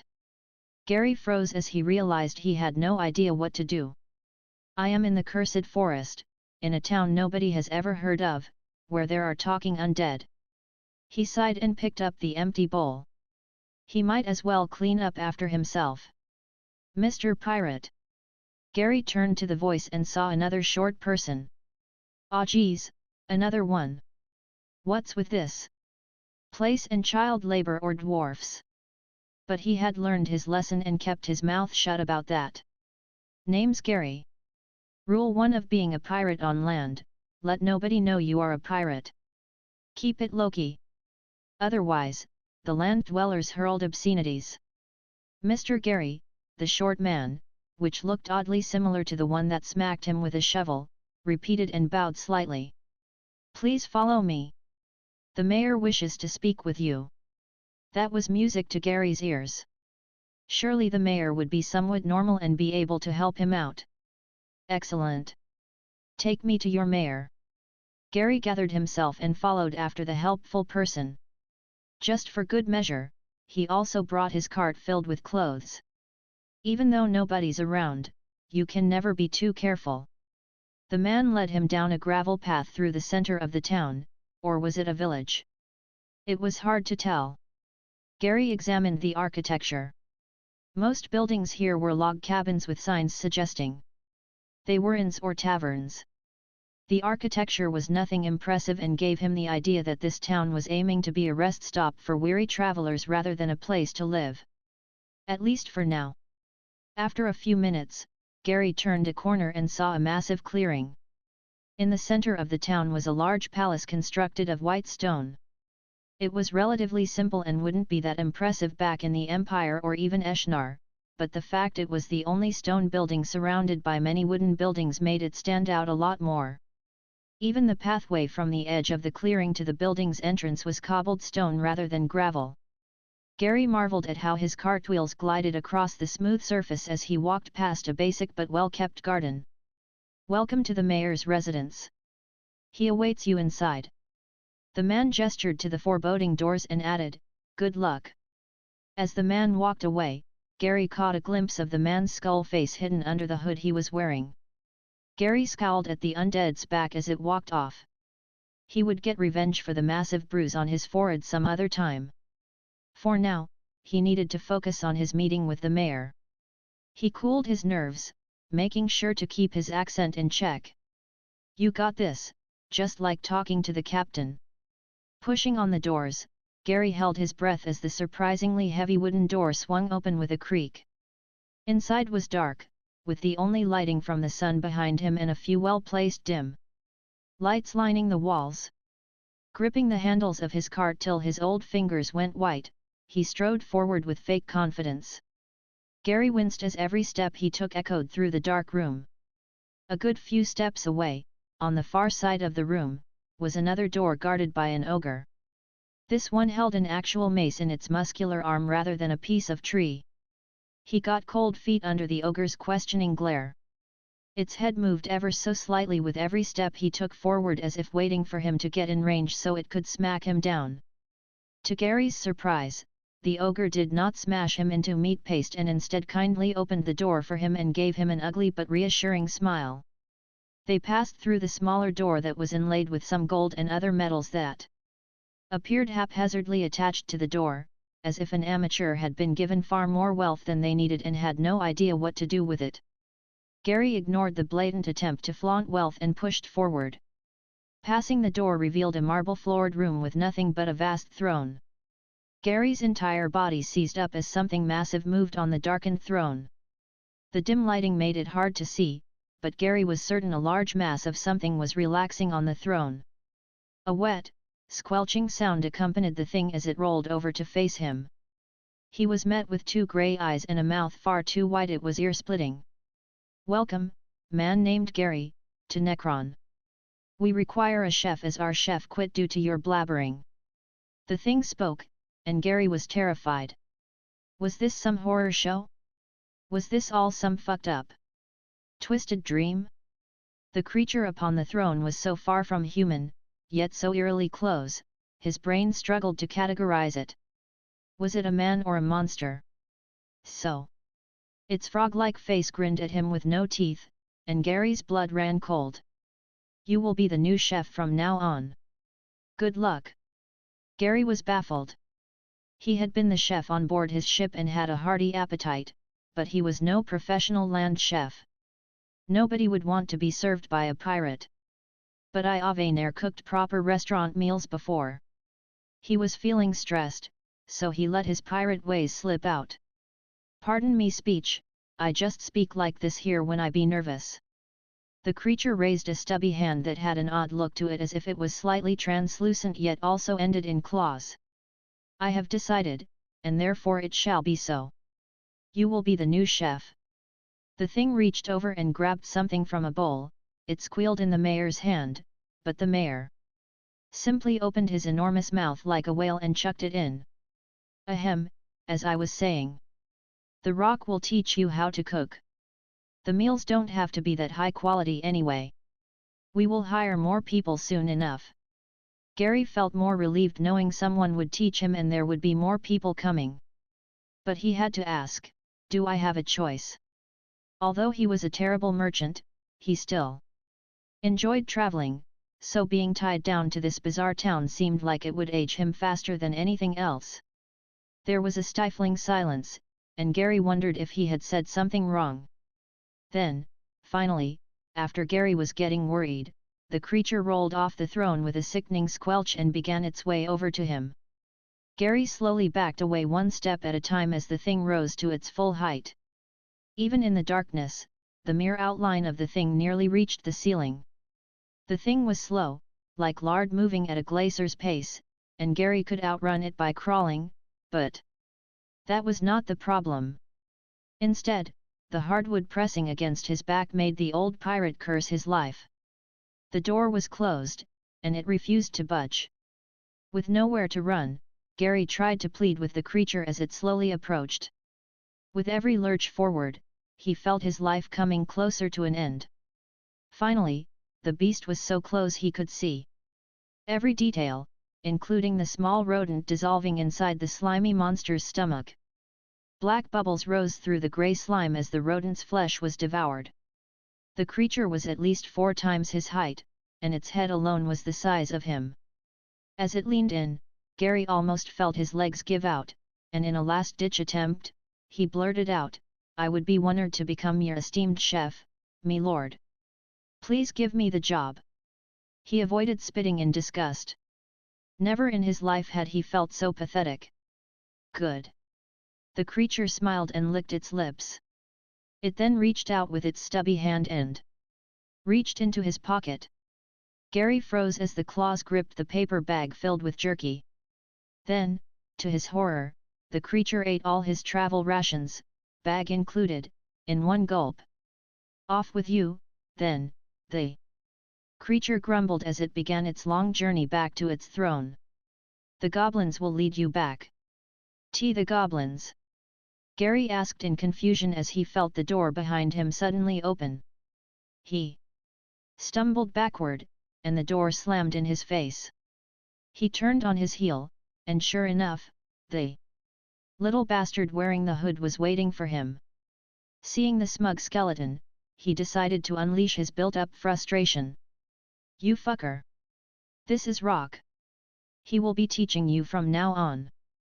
Gary listened to the goblin's words with a terrible frown and a rapidly darkening second bruise on his head. But the sight of a golem, covered in enough gems to fund a kingdom lording over a cauldron behind Bob's Inn, was a sight to behold. "That sparkling rock is going to teach me to cook?" Gary asked skeptically. The thing looked big enough to smash through a castle wall, let alone manage a stove. The goblin shrugged and walked off. "No idea." "Good luck." "Good luck," Gary spat. Every time he heard that phrase today, he had the opposite of anything good or lucky. "So," he said as he strolled toward the cauldron. "What are you cooking?" "Broth," the golem thundered, and Gary covered his ears as his world shook. "What the hell, ya big oaf!" Gary shouted. "Speak quietly, or ya will make me deaf." He had had enough of being shitted on today, and it was time for him to take charge. He was a pirate, for Pete's sake. The golem visibly sagged. "Sorry," he attempted to whisper. Gary sighed. It had been the most hectic and long day of his life, and it wasn't even dinner time. But he had to admit whatever was being cooked in the pot smelled darn good. Looking over, he felt the broth looked familiar. "Wait! You made my lunch." Chapter 50.S Harbinger of Destruction. Things were progressing smoothly down in the Grand Dungeon's depths. A month or so had passed since Gary the pirate arrived at Necron, and Victor and his merry band were making significant progress.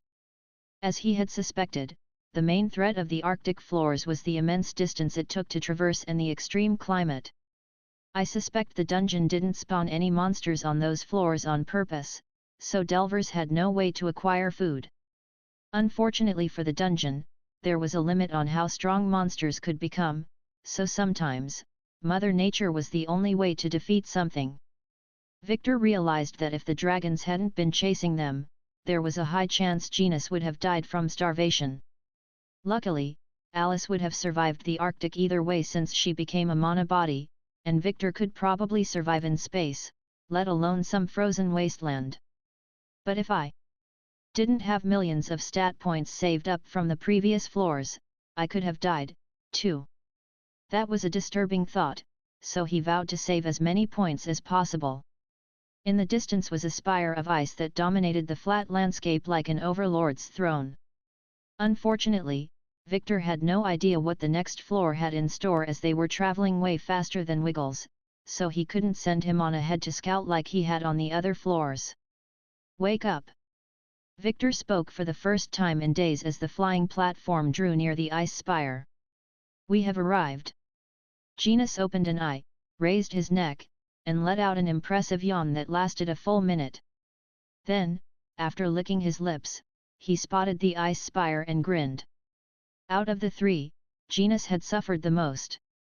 He had resorted to cannibalism and had to constantly cycle his mana to survive the constant sub-zero temperatures since he was a cold-blooded creature. The door to the hut creaked open, and Alice emerged. She stretched, a habit that likely remained from when she was human, and looked around sleepily. "Oh," was all she said as the platform began its descent to the tower's entrance. "How long did I sleep?" Alice asked as the platform touched down on the ice.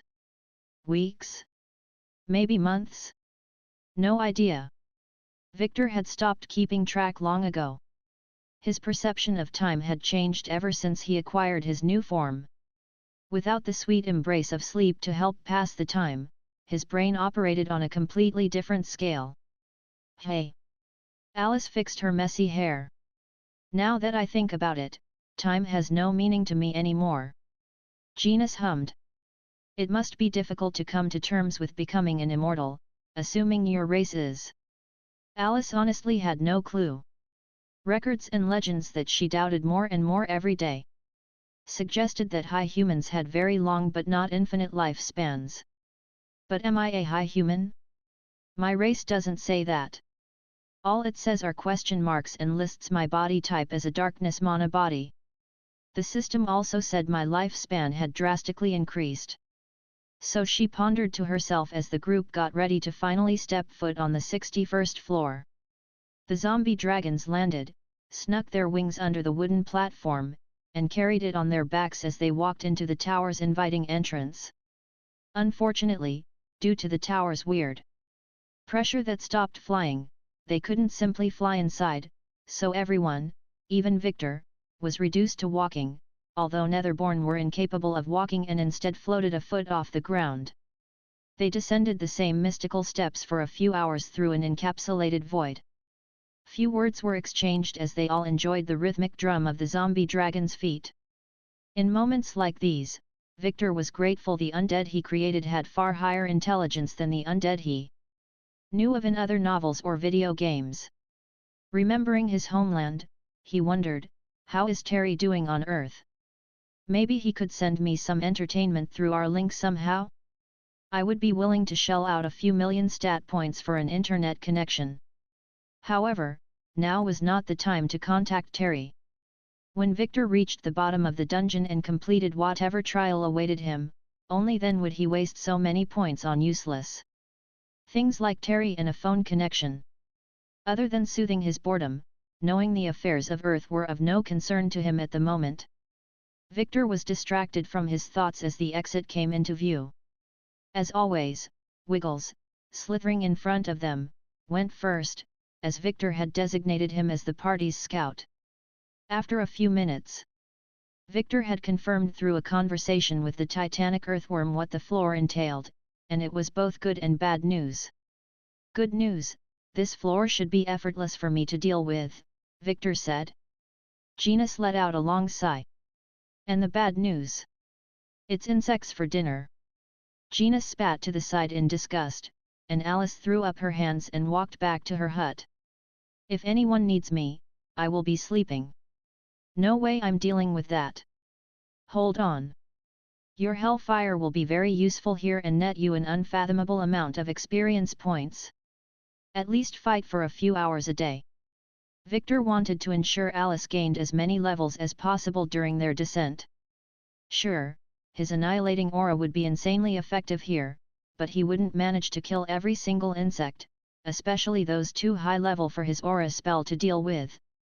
You just want to focus on your project on the surface and have me do all the work, Alice refuted.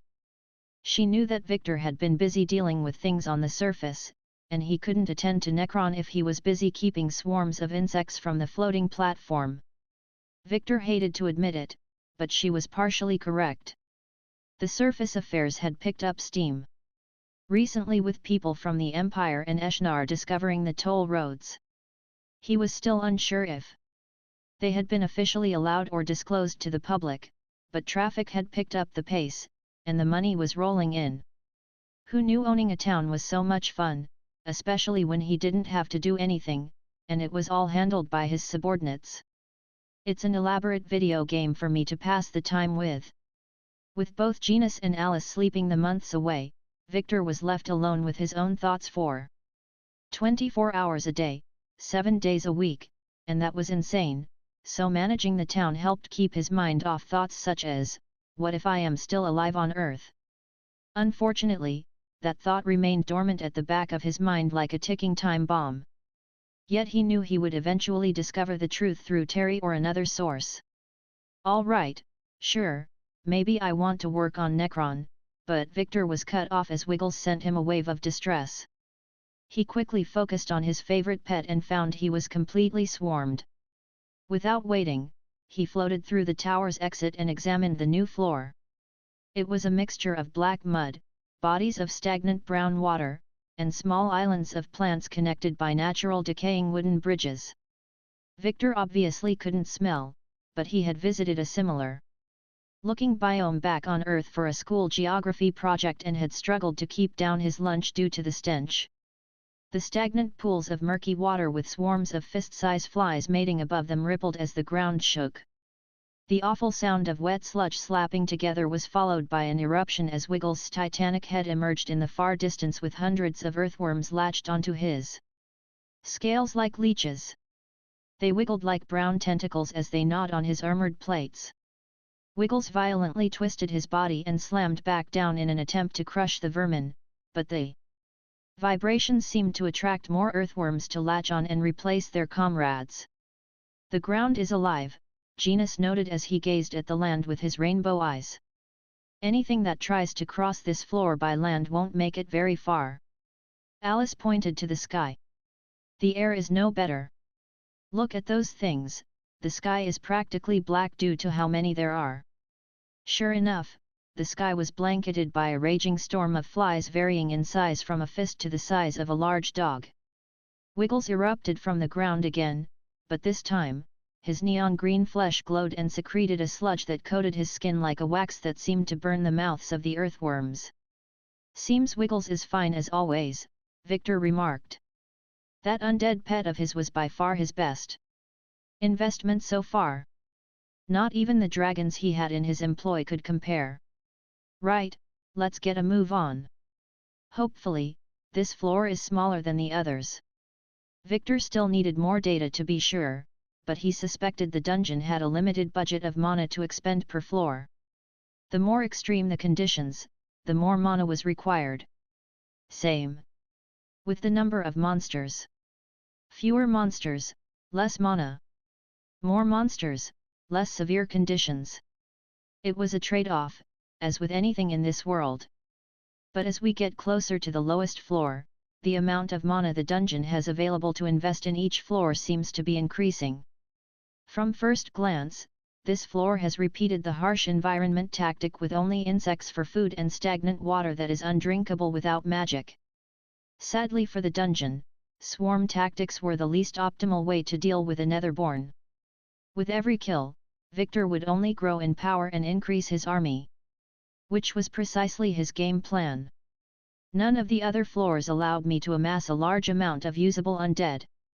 The graveyard floor had weak skeletons, the desert had slugs, the ocean floor had creatures useless out of the water, the caves had some strong creatures, but I used them to distract the dragons chasing us, and finally, the flesh tree floor had trees. They can't exactly move. Metaphorically cracking his knuckles, it was time to get to work. Victor mentally directed the undead dragons to resume flying operations. Since Wiggles couldn't go on ahead to scout out the tower, Victor had to guess where the next tower would be, or did he? It seems the dungeon uses the towers to move mana from one floor to another, so following the flow of mana will guide me. With the flying platform in the air, he floated in front of it and watched as the withering mass of dog-size flies spotted fresh meat in the form of Alice standing defiantly with her arms crossed below her chest and her mana shield coating her in black armor. As the swarm loomed, the buzzing became deafening, and like a living tsunami, the wave of flies overwhelmed the sky and encircled them on all sides. As the ring of flies rapidly condensed around the unamused Alice, Victor toggled on his kill switch. Annihilating aura pulsed like a tide of extinction. The flies that hit the invisible wave of death mana had their bodies eradicated from the inside out as they rapidly decayed and tumbled from the sky. Like hail, flies rained on the mud land below, and Victor watched in slight disgust as the ground wiggled with python-size earthworms that eagerly awaited their falling meal. But before the flies touched down, Victor cast the most extensive raise undead spell ever. His domain over life and death took over the world, and the flies had a breath of life reignited in them as the spell fought to rebuild every single one. Some eagerly awaiting earthworms detected a shift in their prey's behavior and retreated under the mud. But the less observant ones found themselves being grabbed by claws the size of human hands and dragged into the sky to be devoured by a swarm of flesh-hungry undead. The consumed earthworms were then reconstructed as another raise undead spell pulsed out. Like a harbinger of destruction, Victor commanded his swarm like a composer. He could hardly contain himself as he cast Consume and his life force almost doubled as a sea of souls swirled up to provide life to the void creature. As Victor thought he had dealt with them all, another swarm appeared on the horizon. But this time, Alice had both her hands ready.